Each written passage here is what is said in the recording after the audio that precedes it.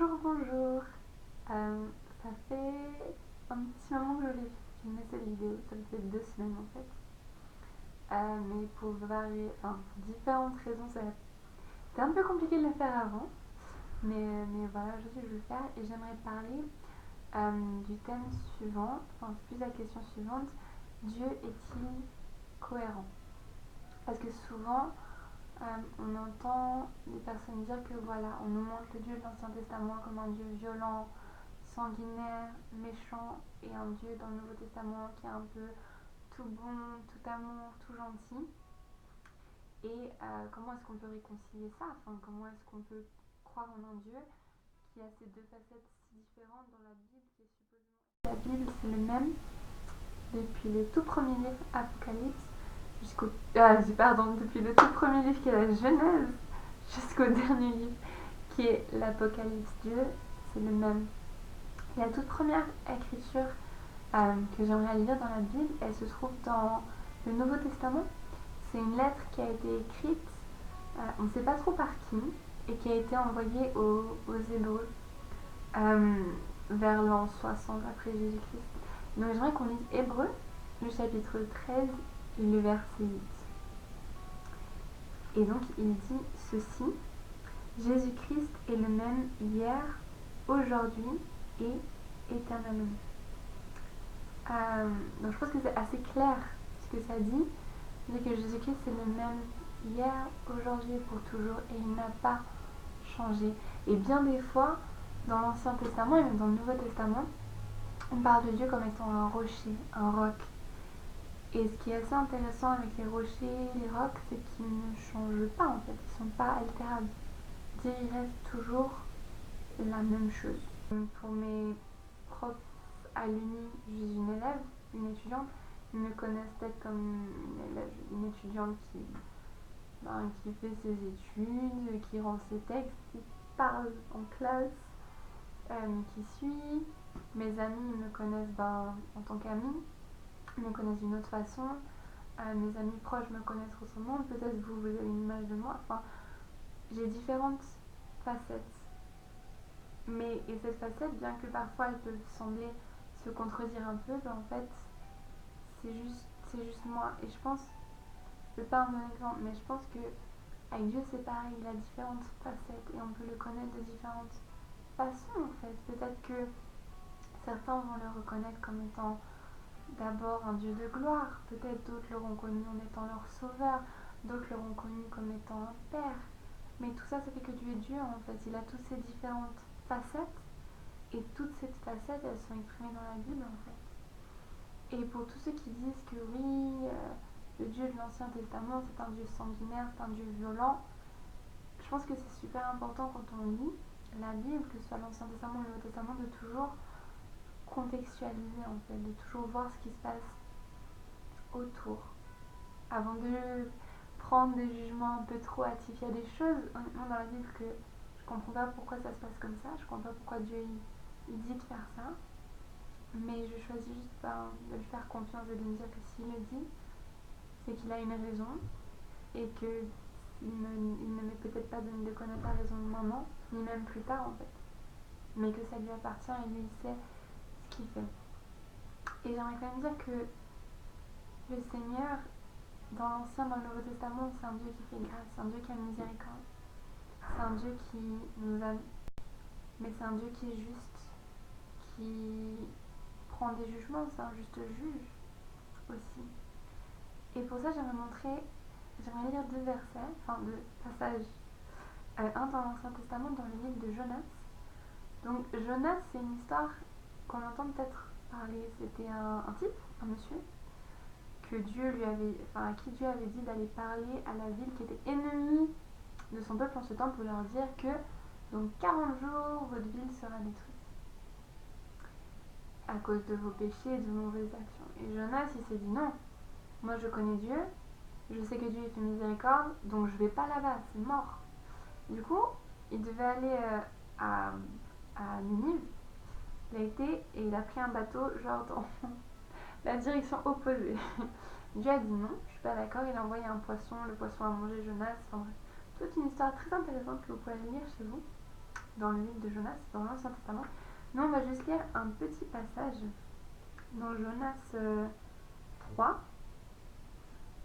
Dans Jonas 3, les versets 10, enfin le verset 10 juste. Et il dit ceci. Donc finalement, Jonas, il a été, puis il a parlé.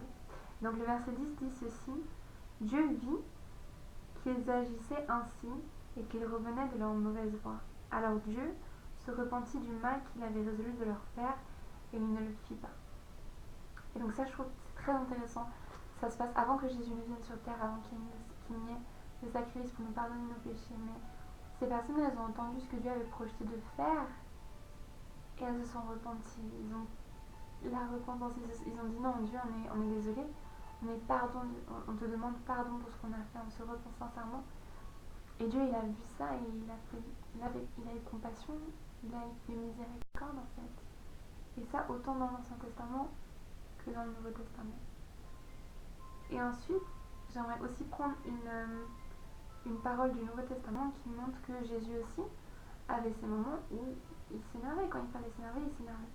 Et là, c'est un passage où il va dans le temple à Jérusalem et il voit des gens en train de vendre des pigeons, en train de faire du commerce en fait, et en train de détourner le temple et ce qui s'y faisait, en train de le profaner en quelque sorte.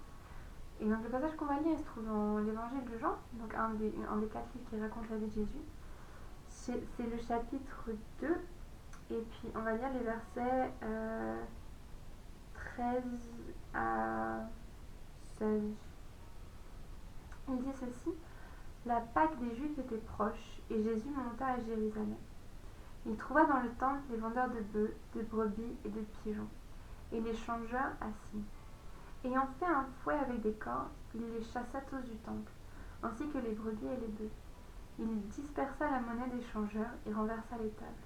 Et il dit aux vendeurs de pigeons, « Ôtez cela d'ici, ne faites pas de la maison de mon père une maison de trafic. » Donc faire un fouet et commencer à chasser les gens avec, c'est pas forcément très doux comme image, mais ça montre que Jésus, il s'est énervé quand il fallait s'énerver en fait. Je pense que c'est important de comprendre que Dieu est un Dieu complet, qu'il a des facettes où il y a des moments où il s'énerve, il y a des moments où oui, il s'énerve.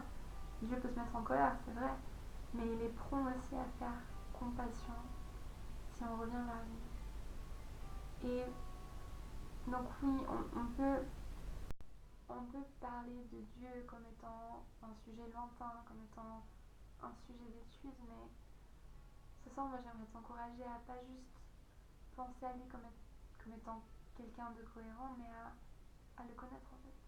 J'aimerais vraiment t'encourager, si c'est pas encore ton cas, de chercher Dieu, de le connaître. Franchement, c'est le meilleur, enfin c'est la meilleure décision que tu peux faire en fait. C'est la meilleure décision que tu puisses prendre, de décider de suivre Jésus. Moi j'ai fait ce choix il y a plusieurs années et franchement, ça a changé ma vie. Dieu il a changé ma vie.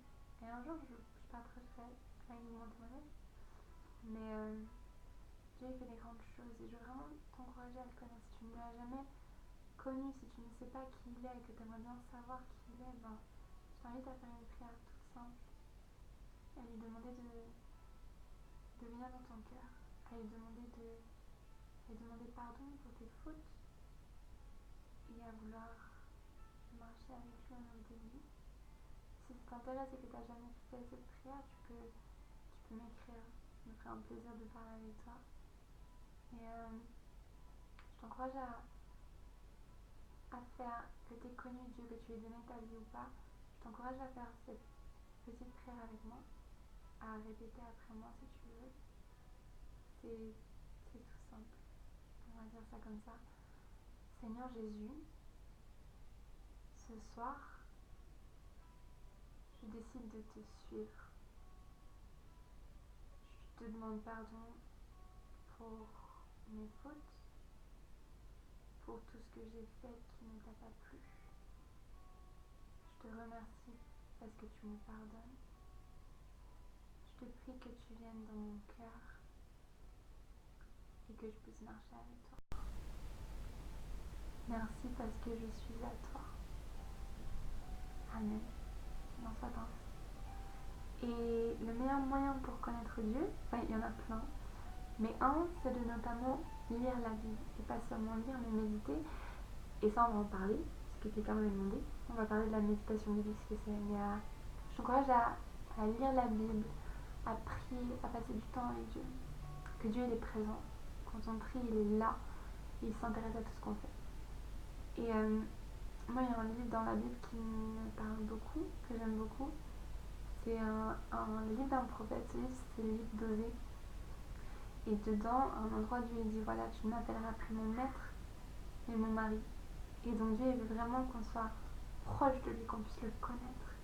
Et en le connaissant, tu vas te rendre compte qu'il est cohérent, que la Bible est cohérente, qu'elle a un seul message. Et ce message, c'est un message de Dieu aux hommes. C'est un message qui nous montre son amour. C'est un message qui nous montre comment est-ce qu'on peut faire pour revenir à lui. C'est un message qui nous montre qui on est. C'est un message qui nous montre qui est Dieu. Et plus tu apprends qui est Dieu, tu vas découvrir qui tu es. L'un va avec l'autre.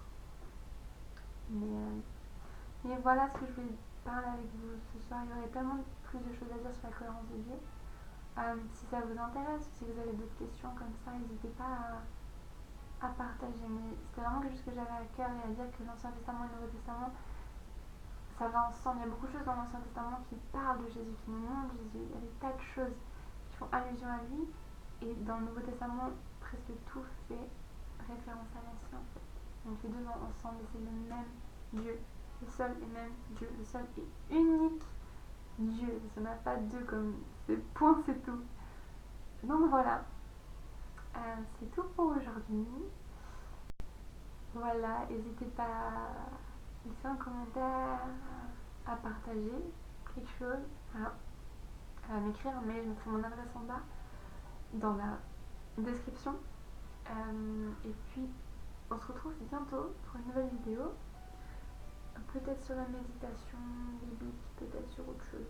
On verra. J'espère faire ça la semaine prochaine. Que si Dieu fait grâce et que j'arrive à m'organiser mieux, on va faire ça. Sinon, une prochaine fois. Donc, voilà. Que Dieu vous bénisse. Ciao!